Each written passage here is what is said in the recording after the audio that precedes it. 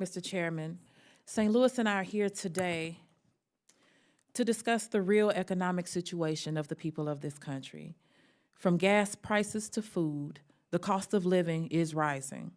New census data indicates that real incomes fell significantly in 2022 as inflation reduced the size of our constituents' paychecks. We know there are investments that the federal government can make to reduce poverty. The Republican Party's inability to govern has us rapidly moving toward a total government shutdown. This will disrupt important benefits and services for all of our constituents, such as food and cash assistance. Too many people around this country, across this country, are struggling to make ends meet.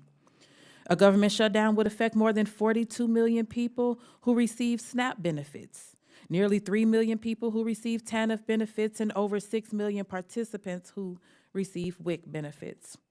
Congress pulled together in a crisis to provide COVID relief, this emergency relief that people needed. My vision of a progressive economy led by the Biden administration must include Medicare for all, must include raising the federal minimum wage, ensuring housing affordability, reinstating the child tax credit, and canceling student debt. That's my vision. During the pandemic, we made direct payments to families through the child tax credit and provided student debt relief by freezing interest and payments. We still need to do more now.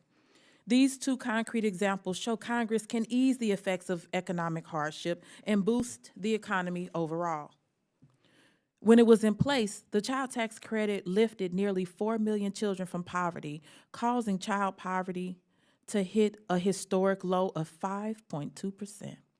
The expanded child tax credit slashed child poverty, infused local economies with billions of dollars, and reduced food insecurity by nearly 1/3. In Missouri alone, the child tax credit lifted 73,000 children out of poverty. Without the child tax credit, child poverty in the United States has more than doubled in just 1 year. Since its expiration, nearly 3.7 million children have fallen back into poverty, including the impacted children of Missouri. Millions of people in this country are buried in burdensome debt to make ends meet. Medical, credit card, and student debt. Student debt payments will resume soon after numerous payment pauses extended by the Biden administration.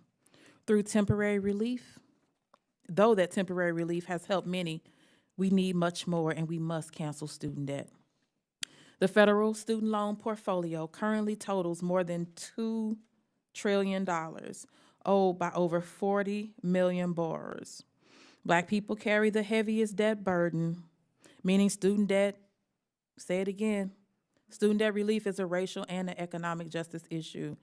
As lawmakers, we must ensure education leads to prosperity, education leads to opportunity, rather than inescapable debt.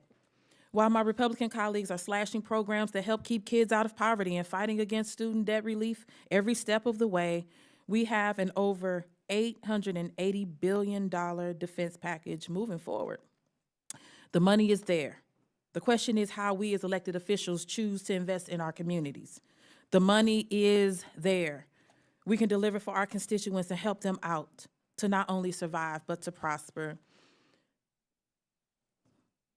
Republicans are trying to distract us from the internal dysfunction which is steering our nation toward a government shutdown. The question is, do we choose to invest in defense contractors or reduce poverty for millions of people?